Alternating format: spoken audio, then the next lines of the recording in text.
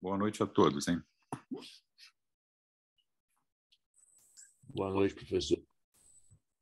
Boa noite.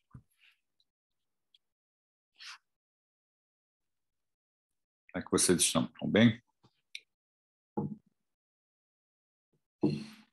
Tudo em ordem, professor. Tudo bem. A gente já vai começar, tá?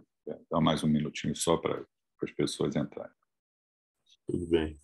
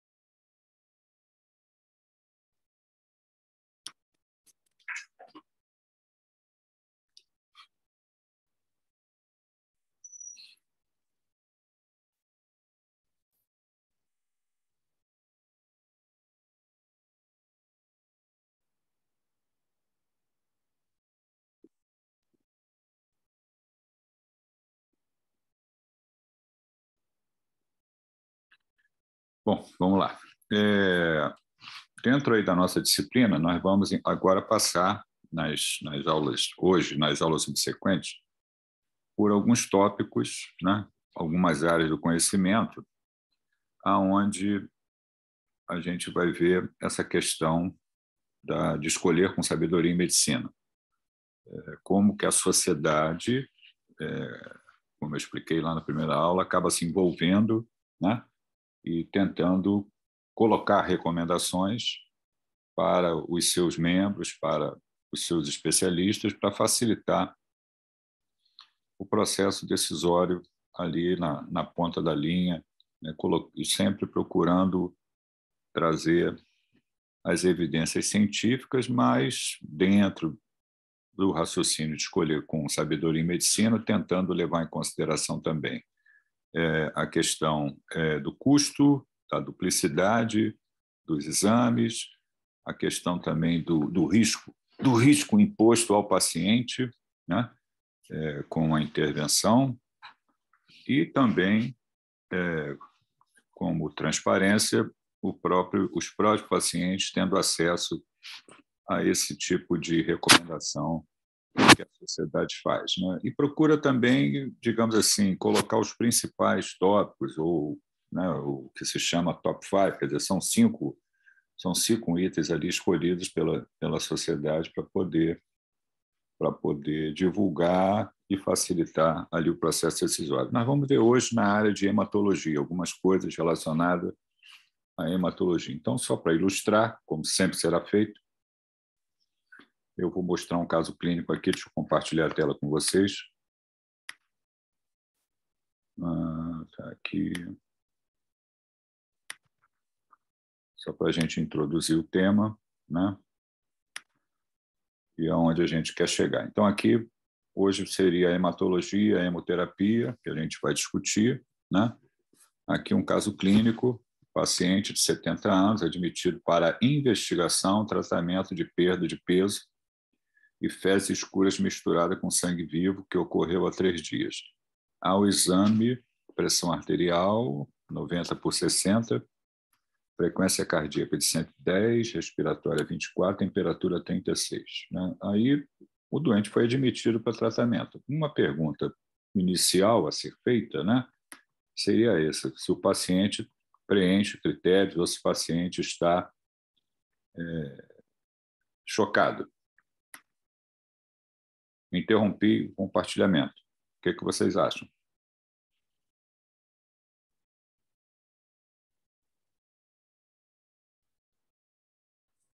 Não sei, professor. Oi? A pressão dele de 90/60, não é? Sim. Eu acho que Eu não sei, eu acho que não. Você acha que não? Eu tô pensando baseado no Quicksolfa, né? Da pressão. Frequência Peraí. respiratória Você Isso. usa, Respiratória e nível de consciência. nível de consciência. e você usa Quicksilver para fazer diagnóstico de choque? Não, só de sepsis, né? Não, de sepsis. Fazer diagnóstico de sepse? Eu confundi. Oi? Eu só Eu acho que confundi. ele tá hipotenso, né? Tipo assim, a sistólica dele de 90, acho que acreditaria se ele tivesse em choque. Aí isso aí eu tô pensando aqui, se ele tivesse com 8 de sistólica para baixo aí, entendeu? Eu não acho que ele não estaria de choque, não. Não sei. Como é um caso hipotético, eu boto os valores que eu quiser. Para isso serve o professor, né? Exatamente para poder gerar uma discussão. Ele está ali com uma pressão arterial limítrofe, né? E o que eu mostrei permite que a gente faça o diagnóstico de choque. A primeira coisa é o seguinte: que patologia está se apresentando?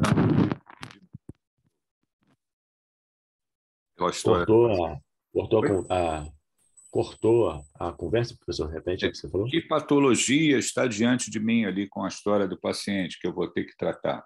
Eu estou mostrando sinais vitais, estou perguntando se está chocado. Mas existe ali um contexto clínico, né? Teve um sangramento há 3 dias, né? Oi? Ele teve um sangramento há 3 dias, não foi isso? Sim, está na história. Sangramento de quê? Eu não lembro se está falando alguma coisa aí, de onde que é. Tem como colocar aí de novo o caso clínico, professor? Lógico. Vou mostrar novamente.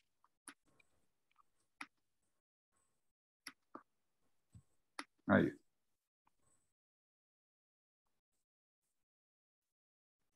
Sangramento, qual é a origem desse sangramento? O devido da idade pode ser alguma patologia de metástase, alguma coisa? Oi? Pode ser devido a metástase, devido à idade, perda de peso. Vamos entender. E é escura, né? Pode ser uma melena, alguma coisa, não sei. A história é essa. Ali, o que você pode dizer é que trata-se de um paciente que se apresenta com quadro de hemorragia digestiva a ser esclarecido. Pela faixa etária, talvez possa ser uma doença neoplásica. Quando a gente fala de hemorragia digestiva, tem algumas características que sugerem a possibilidade de hemorragia digestiva alta, hemorragia digestiva baixa, né? Quando a gente se refere a melena, normalmente a gente está se referindo à hemorragia digestiva Alta. Alta, hemorragia digestiva alta. Eu coloquei de sangue vivo nas fezes de propósito também, que algumas vezes nós temos confusão em relação a isso. A gente precisa esclarecer melhor. Seria porque seria uma hemorragia de grande monta e também tinha sangue escurecido e vermelho vivo? Pode ser. Sangrou, voltou a sangrar e passou a ter sangue vivo nas fezes. Existe essa possibilidade. Vocês são estudantes, né? Vocês estão aprendendo. Mas existe sempre uma ordem ali para a gente poder... Isso é raciocínio clínico, né? Que a gente tem quando colhe a história do paciente, examina o paciente e vê os exames complementares. Eu só fiz uma pergunta até agora, né? Que é a questão se o paciente está chocado ou não. Deixa eu mostrar mais alguns slides para vocês aqui, só para a gente poder progredir e passar dessa fase aqui, né? Aqui a gente tem a definição de choque, conceitos de choque, né? Hipoperfusão generalizada, hipóxia tecidual, inicialmente reversível, que quando torna-se prolongada, leva à lesão celular irreversível. Condição de redução intensa e generalizada da perfusão tecidual, onde a oferta de oxigênio é insuficiente para manter os processos metabólicos normais. Incapacidade do sistema cardiovascular de compensar uma alteração da homeostasia microcirculatória, desequilíbrio entre oferta e demanda celular de oxigênio. Vários processos, mecanismo final de vários processos fisiopatológicos diferentes que terminam em falências orgânicas e morte, que é a clínica do paciente, né? Alteração mental, palidez, sudorese, pele fria, enchimento capilar identificado, cianose, oligúria, taquicardia, taquipneia, hipotensão, pulso de amplitude diminuída, laboratorialmente marcadores teciduais por perfusão. Então, tem todo um contexto ali que eu preciso levar em consideração para fazer o diagnóstico de choque, não apenas os níveis tensionais, que eu já mostrei ali uma situação limítrofe, né? Aqui os tipos de choque, a gente tem 4 tipos de choque: o choque hipovolêmico, o choque cardiogênico, o choque distributivo e o choque obstrutivo. Se eu estou falando de sangramento digestivo, normalmente a etiologia para um possível choque que se apresente logo a seguir seria o choque hipovolêmico, choque hemorrágico, né? Aqui os perfis hemodinâmicos, quando a gente olha pressão de enchimento, débito cardíaco e resistência vascular sistêmica. Voltando ao caso clínico, está lá. Aí acrescentei mais uma informação. Hemograma da admissão mostra hemoglobina de 8 e hematócrito de 25. E aí vamos para mais uma pergunta, né? Se eu transfundo o paciente ou não. Se esse paciente tem indicação de hemotransfusão ou não. E aí? Abaixo de 8. Hemoglobina. 8 de hemoglobina, 25 de hematócrito. Seria abaixo de 8, né, professor? Seria abaixo de 8 para transfundir? De onde você tirou essa informação? Olha. Depende, né, professor? Tudo depende. Se for paciente medicina... cardíaco, daí é outra situação. Oi? Se for paciente que tenha uma doença cardiovascular, tem um outro índice de corte aí para hemotransfusão. Como assim? Explica melhor. Agora eu estou me recordando certo, professor, mas eu tinha escutado uma matéria que já passamos aí que doente tiver história de doença cardiovascular, ele tem um outro corte de hemotransfusão. Não... Qual? Como é que eu decido isso? Eu acho que teria que ser hemoglobina menor que 4, não? 4? Eu acho que seria menor do que 6, professor. Maria Clara, 4 de hemoglobina? Então, o doente está morto. Eu não faria hemotransfusão com 8. Oi? Eu não faria hemotransfusão com 8, professor.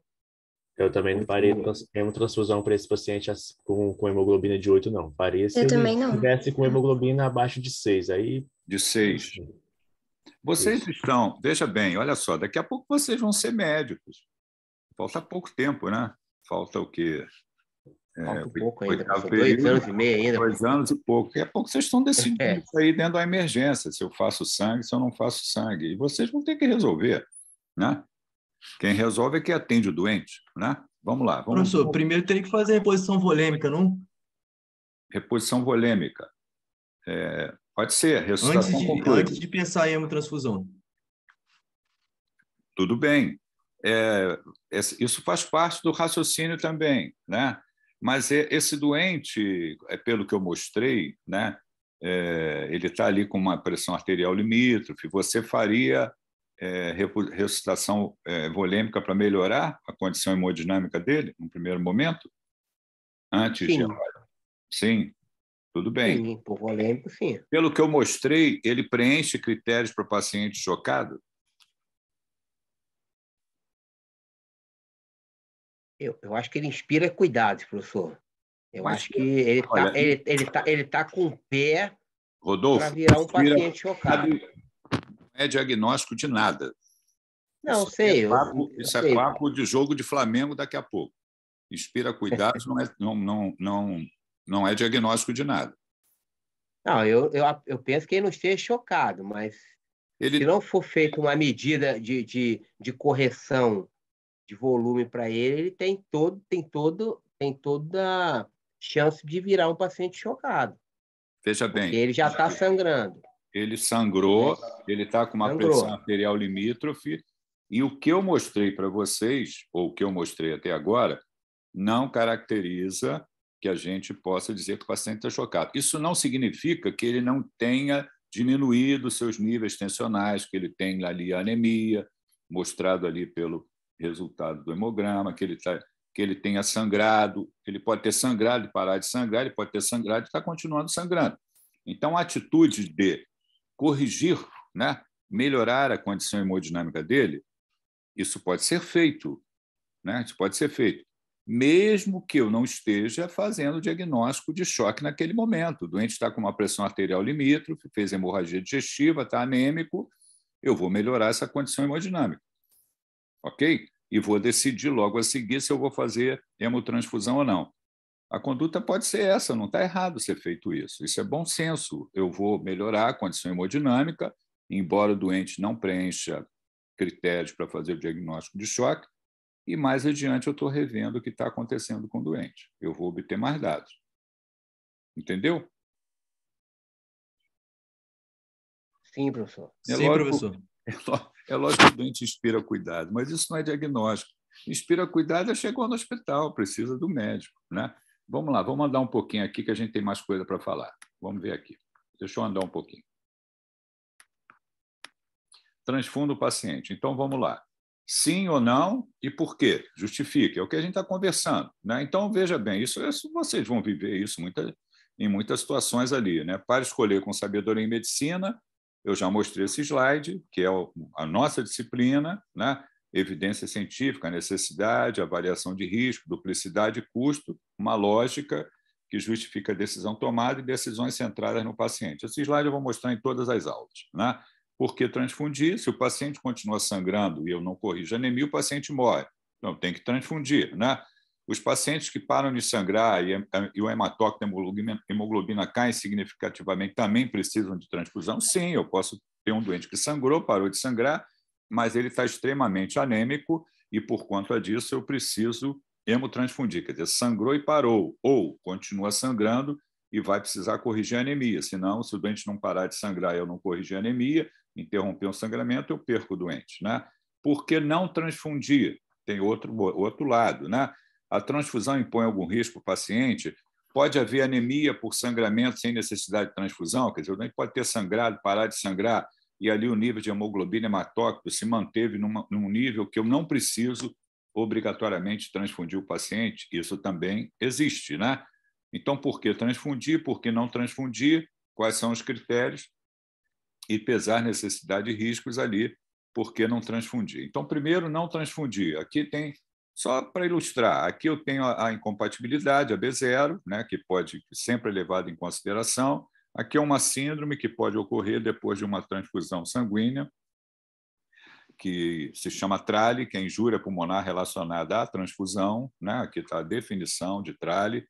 Também pode ocorrer uma série de problemas que estão listados aqui relacionados à transfusão, a comprometimento da imunidade, a TRALI, que eu acabei de falar, e outros problemas, como também sobrecarga de volume associada à transfusão, que se chama TACO.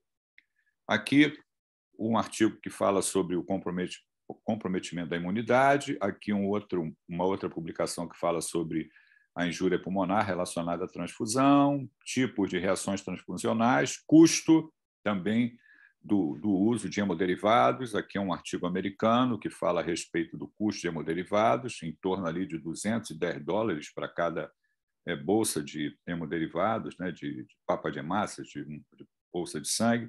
Aqui um estudo mostrando, publicado em 2004, mostrando que pacientes instáveis, graves, que receberam hemoderivados, que estavam anêmicos e receberam hemoderivados, qual é a prática clínica nos Estados Unidos, e esse trabalho mostrou que os doentes que eram transfundidos morriam mais. Quer dizer, então, numa população grande de pacientes graves, estáveis, anêmicos, os doentes que foram transfundidos morreram mais, né? Então, levantando a questão, será que é tão efetivo, tão necessário eu transfundir todos os doentes que têm anemia, corrigir o hematócrito, a hemoglobina desses doentes? Quer dizer, esse trabalho está mostrando que isso não pode ser, ou isso pode não ser verdade. E ele se refere a um artigo, que eu vou mostrar mais daqui a pouquinho para vocês, que é esse artigo publicado no New England, em 1999. Quer dizer, tem 23 anos, e esse artigo, publicado pelo Ebert, mudou a nossa prática clínica em relação à prescrição de hemoderivados, né? Então, aqui, por que transfundir? Agora, ao contrário, por que eu tenho que transfundir? Né? Vários motivos: correção da anemia com rapidez no choque hemorrágico, sangramento em atividade, queda da hemoglobina progressiva, sangramento significativo em ato cirúrgico, nível muito baixo de hemoglobina hematócrita, correção de anemia severa, anemia, doença coronária, outras comorbidades, como um de vocês acabou de falar, correção da anemia no paciente que tem sintomas relacionados à anemia e também no choque, para otimizar a oferta de oxigênio no choque, que a oferta de oxigênio no choque está relacionada ao débito cardíaco e o conteúdo arterial de oxigênio.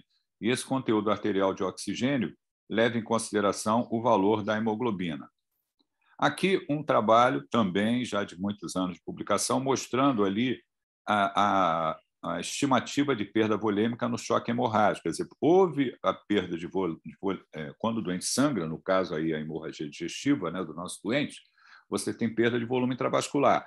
E ali, de acordo com a perda sanguínea, isso é colocado em classes 1, 2, 3 e 4. Né? A classe 1, uma perda menor de sangue, e o doente não tem tanta repercussão clínica e hemodinâmica. Até a classe 4, um volume bastante significativo, uma perda sanguínea de mais de 40% do volume intravascular, e o doente com todos os sinais de choque. Então, o que pode ter acontecido com o nosso doente é que ele tenha sangrado e parado de sangrar, né, num primeiro momento, e ainda não houve ali uma repercussão hemodinâmica significativa. Vejam aqui que nessa classe 1, quando eu tenho uma perda de sangue até 750 ml, a pressão arterial está normal, nesse primeiro momento. Mais adiante, com a continuidade do sangramento e uma perda maior de volume intravascular, levando a comprometimento hemodinâmico. Aqui um outro trabalho, também se referindo a choque, né? E esse autor estava falando de choque séptico, mas está ilustrando apenas para mostrar a necessidade da correção da hemoglobina para melhorar a oferta de oxigênio aos tecidos. Né? Posso decidir transfundir levando em consideração somente o nível da hemoglobina e do hematócrito? Né? Isso é um item importante. Né? Decido transfundir pelo nível de hemoglobina que está baixo e tem como objetivo alcançar um determinado nível, valor normal, quer dizer, está baixa a hemoglobina, eu vou transfundir para alcançar um valor normal de hemoglobina, esse raciocínio está correto? E aí nós chegamos nesse artigo que eu comentei, que mudou a nossa prática clínica. E o que esse autor fez com doentes graves internados em terapia intensiva? Ele dividiu os doentes em dois grupos. Os doentes que ele chamou de estratégia restritiva de transfusão, e comparou com o que ele chamou de estratégia mais liberal. No grupo restritivo, o gatilho para hemotransfundir era uma hemoglobina de 7 ou inferior a 7, né? E eu teria que manter a hemoglobina entre 7 e 9. E no grupo liberal, o gatilho para transfundir era uma hemoglobina de 10 ou inferior a 10. Quer dizer, quando caía de 10, transfundia e o objetivo era manter a hemoglobina entre 10 e 12. Quer dizer, encontrei anemia, corrijo a anemia. No grupo restritivo, se tiver 7 ou menos, e no grupo liberal, 10 ou maior. E foi um artigo publicado que teve uma repercussão muito grande, como eu já falei, mudou a nossa prática clínica. E o que o autor mostrou? Né? O autor mostrou que o grupo de conduta restritiva morreu menos do que o grupo da conduta liberal. E, a partir dali, todos nós passamos a corrigir a anemia dos doentes somente quando a gente encontra uma hemoglobina com o valor de 7 ou inferior a 7. Se ela está superior a 7, normalmente eu não preciso hemotransfundir. Então, para eu hemotransfundir o doente, eu devo levar em conta várias questões. Se o doente está sangrando, se ele continua sangrando, se ele parou de sangrar e qual é o nível de hemoglobina. Né? Esse trabalho está mostrando que se o doente tem apenas anemia e ele não continua sangrando naquele momento, quer dizer, não tem um sangramento ativo, eu posso raciocinar com um limiar de 7 para hemotransfusão. Se tiver abaixo, eu transfundo, se tiver acima, eu não transfundo. Aqui é um algoritmozinho, né? E aqui, deixa eu passar rápido aqui, que está falando a mesma coisa, deixa eu voltar aqui.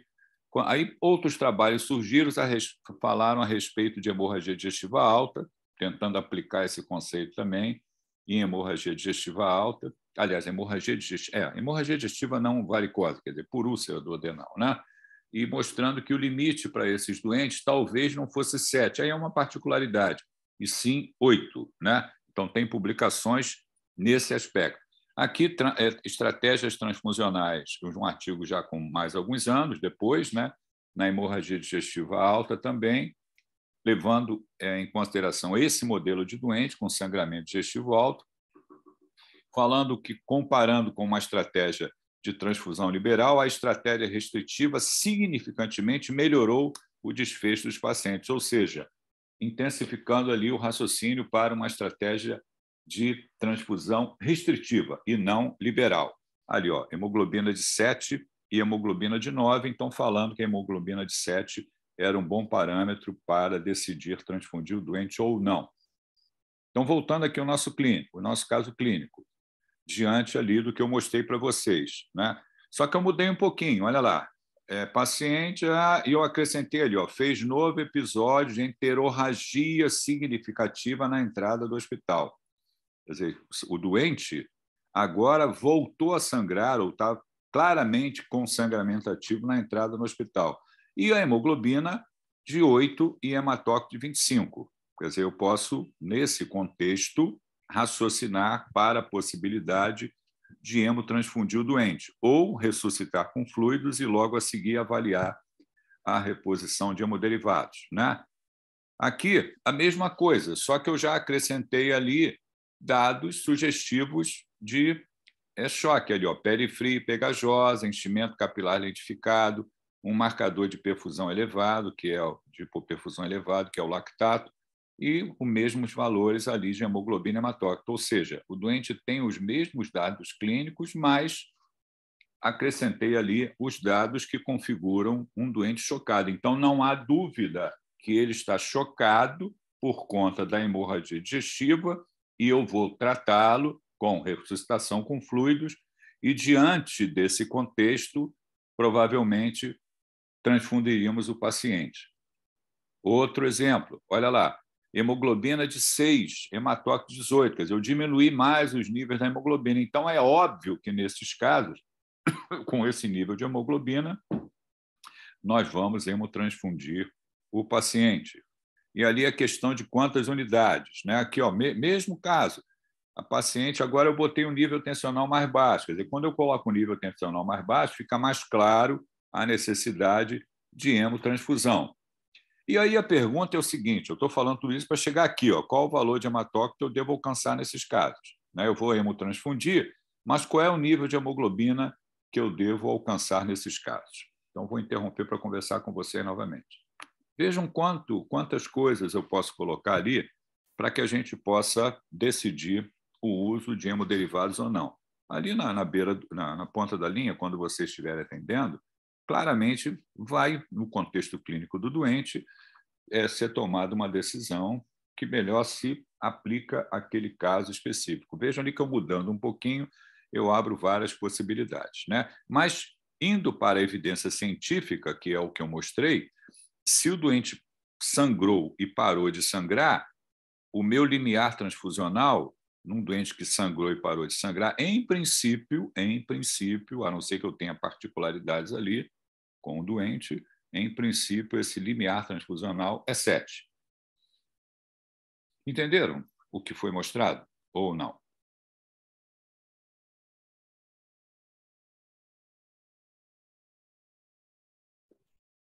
Sim, professor, deu para entender. Não é uma decisão tão simples, né? Não é uma decisão tão simples. Mas se o doente se apresenta com sinais de choque, fica mais fácil resolver, né? Isso significa que ele está sangrando, não parou de sangrar, choque hemorrágico, ressuscitação inicialmente com fluidos e logo a seguir o uso de hemoderivados, né? E lembre-se também, não esqueça que vocês vão trabalhar em emergência, vão trabalhar com um doente que chega politraumatizado, né, hipotenso, e a etiologia do choque nesses doentes é choque hemorrágico, né, na maioria das vezes. O valor do hematócrito nessa situação, logo após a injúria, logo após o trauma, muitas vezes o valor da entrada do hematócrito não reflete a intensidade da perda sanguínea. Então, tem que levar isso em consideração também, né? Então, tem a clínica, que é muito importante, a história de trauma, a instabilidade hemodinâmica, a ressuscitação com fluido, que é sempre feito no primeiro momento, e logo a seguir a avaliação para o uso de hemoderivado, né? Principalmente se o doente tem esse quadro clínico que eu estou descrevendo e não melhora lá naquele primeiro momento com a ressuscitação com fluido. Muito bem, vamos voltar aqui. A pergunta que eu fiz é o seguinte: eu vou transfundir, já falando do limiar transfusional, mas que nível de hemoglobina eu quero obter? Existe algum valor de nível de hemoglobina que eu quero obter? Ou não, com a hemotransfusão?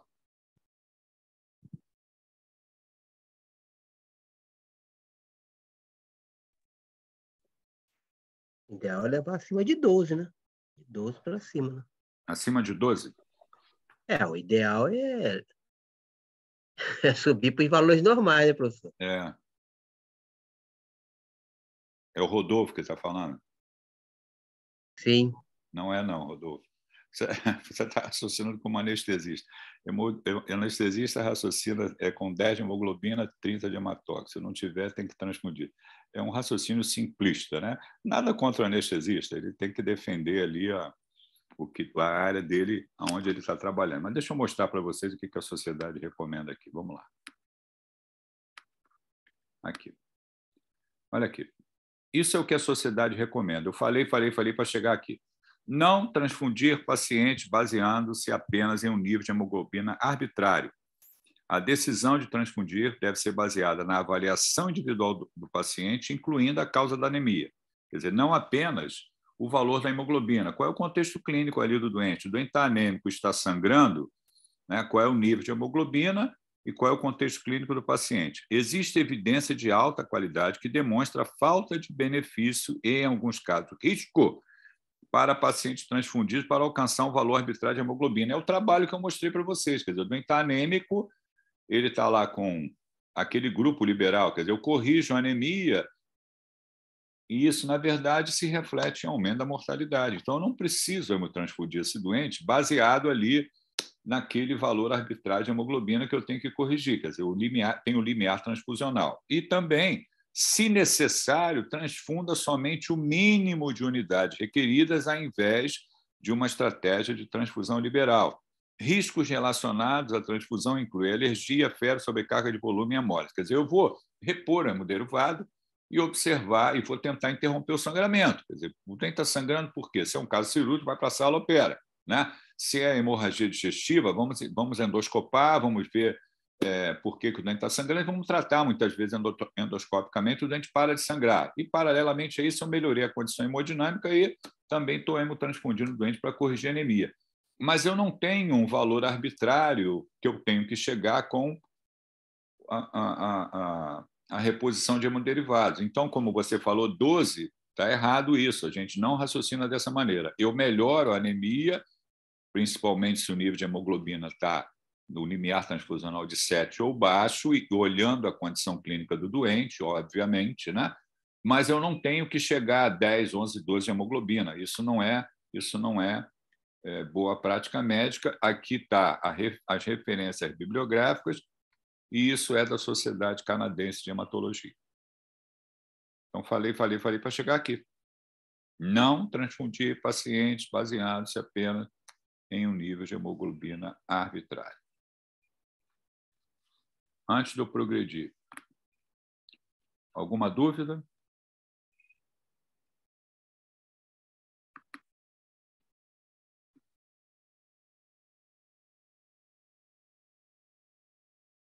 Ou não? Eu não tenho dúvida não, professor. Não? Então vamos para um outro problema. Vamos ver aqui. Deixa eu ver o que tem aqui a mais. Aqui, falando da mesma coisa, está aqui, ó. Aqui está lá um outro problema. Paciente de 60 anos traz exame para controle da anticoagulação no seu consultório.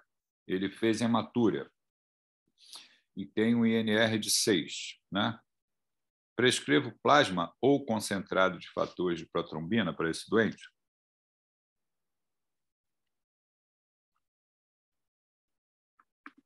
E aí?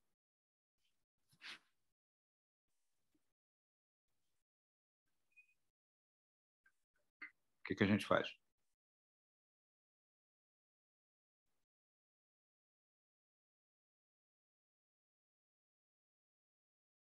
Alguém tem ideia?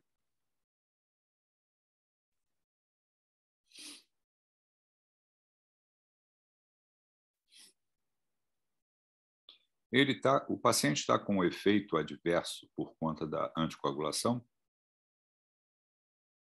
Ou não?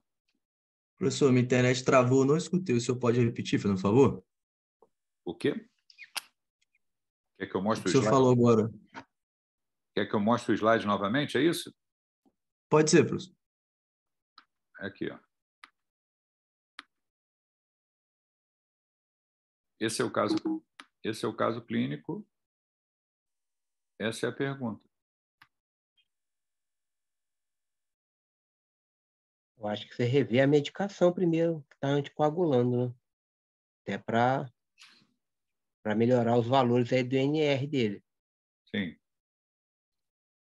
Você manteria a anticoagulação ou suspenderia a anticoagulação? Não, você avaliaria a suspensão da medicação, até porque eu acho que, por exemplo, de repente a dosagem está acima do que ele deveria tomar.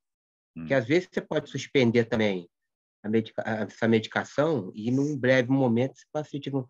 Aí eu não sei qual é o período de avaliação, porque de repente esse paciente, você suspende a medicação, ele faz um evento tromboembólico, aí, porque suspendeu a medicação, enfim. Eu não sei, eu acho que reavaliaria a dose da medicação, entendeu? Mas você no primeiro momento, você manteria a anticoagulação oral ou suspenderia?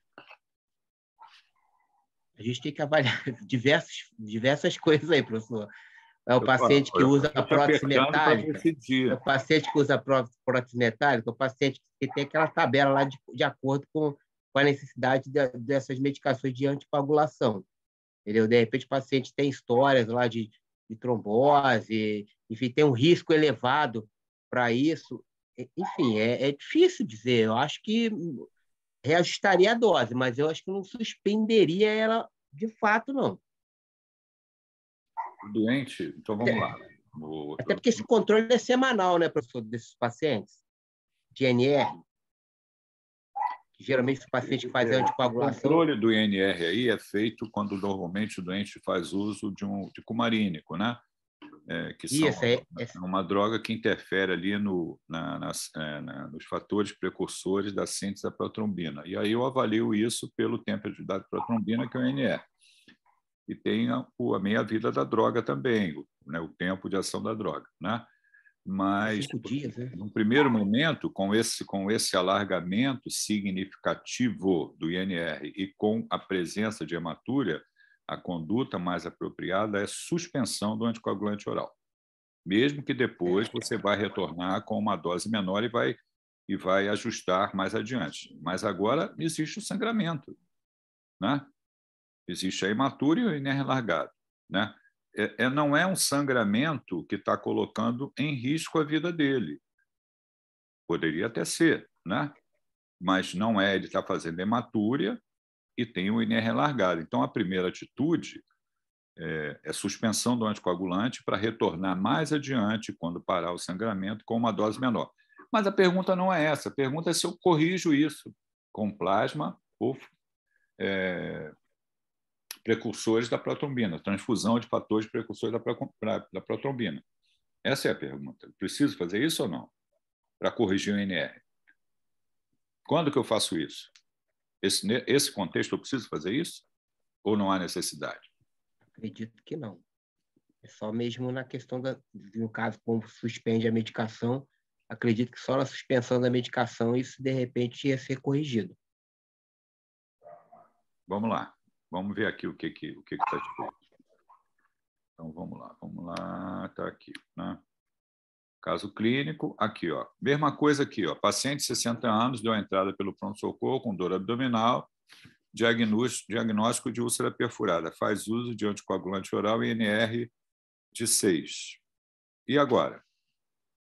Prescrevo plasma concentrado de fator de protrombina ou não? É o mesmo problema. INR faz uso de anticoagulante, só que é outro contexto clínico, né? E agora? Eu preciso fazer plasma ou concentrado de fatores de protrombina? Ou só suspendo o anticoagulante, como a gente acabou de conversar? Está vendo como é que é completamente diferente a conduta? Você percebe qual é a diferença entre um doente e outro? Peraí, estou pensando aqui, professor. Bem que o cara está na emergência, né? Tem que pensar rápido. A diferença é o seguinte: o doente com úlcera perfurada tem que ser operado. Não tem tratamento clínico para úlcera perfurada. Úlcera perfurada é sala de cirurgia. E o doente de sala de cirurgia, o doente que já está com uma coagulopatia induzida ali pelo uso do anticoagulante, o INR-LH, vai sangrar, não vai parar de sangrar, vai perder o doente na sala. Então, tem que corrigir a coagulopatia para o doente poder ser operado. Por isso, existe a necessidade da reposição de plasma ou dos fatores precursores da protrombina, para o doente poder ser operado. Se não operar, morre, né? Não se trata clinicamente uma úlcera perfurada. Úlcera perfurada é sala de cirurgia. Então, naquela situação, embora o exame seja o mesmo, INR maior do que 6, o doente tem que receber a correção para poder ser operado. Entenderam? Como é que é diferente, quer dizer, a conduta, né? Dependendo do contexto clínico do paciente. Aqui está falando algumas coisas relativas à reposição, e ali o que a sociedade fala? Não administre plasma ou concentrado de complexo protrombínico em reversão não emergencial de antagonista vitamina K, que é o que a gente acabou de conversar. Eu mostrei duas situações distintas, né? Na primeira, não administre. Na outra, uma situação de emergência onde eu preciso corrigir. Está lá. A recomendação não se aplica ao cenário de sangramento significativo, hemorragia intracraniana ou quando é antecipado cirurgia emergencial. E é o caso ali da úlcera perfurada, né? Eu falei de hematura ali naquele primeiro doente, né? Eu poderia ter colocado o seguinte: o doente teve cefaleia, fez um TC, está com uma hemorragia intraparenquimatosa pequena. Quer dizer, se eu, ao invés de eu botar hematura, eu colocasse lá um TC de crânio com uma hemorragia intraparenquimatosa pequena, obrigatoriamente eu teria que corrigir o INR também, porque aquele hematoma intraparenquimatoso vai aumentar se eu não corrigir o INR. É o que está escrito aqui, né? E baseado lá em publicações científicas e também numa revista científica. Aqui a sociedade da Escócia, né? Uma recomendação da Escócia para uso de concentrado de fatores da protrombina.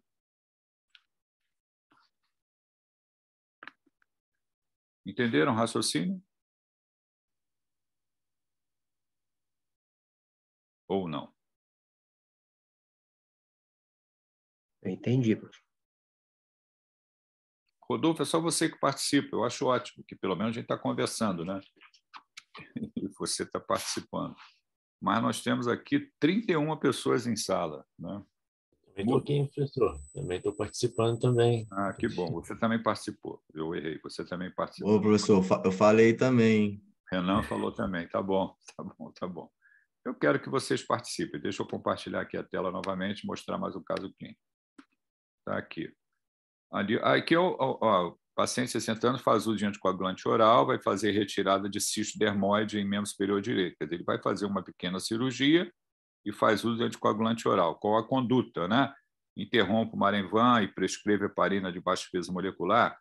Aqui está uma recomendação da Sociedade de Hematologia Canadense, dizendo, né, para a não necessidade de fazer nesses pacientes o uso, nessa transição que eles chamam de ponte, né, não fazer a ponte com o uso de heparina de baixo peso molecular, para esse modelo de doente. Quer dizer, uma pequena cirurgia, eu interrompo o anticoagulante e retorno logo a seguir um anticoagulante, né? Aqui, esse caso aqui eu não vou discutir hoje com vocês, que a gente vai discutir isso em ginecologia, quando a gente falar de ginecologia e obstetrícia. Eu não vou fazer isso, não. Hoje não vou deixar para discutir quando a gente falar de ginecologia e obstetrícia. Muito bem.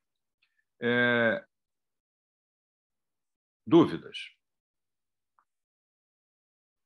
Não, professor. A participação de vocês foi boa hoje, sem dúvida nenhuma, né? Eu acho que eu fui meio rigoroso aí, dizendo que só um participou, vários participaram.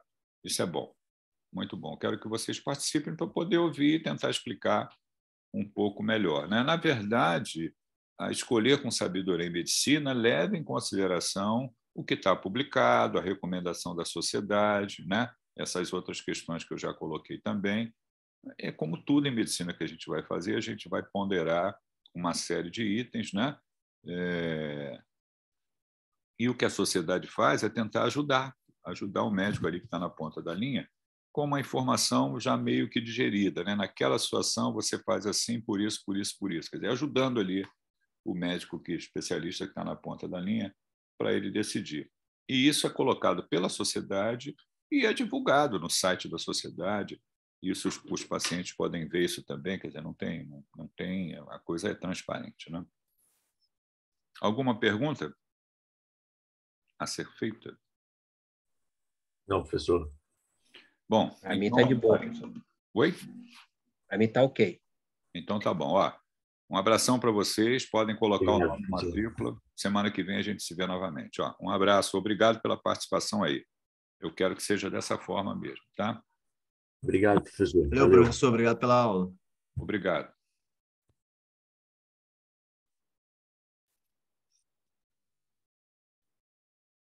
Boa noite, professor. Fica com Deus. Um abraço, um abraço. Valeu, professor. Fica com Deus. Um abraço. Um abraço, Daniel. Um abraço. Obrigado.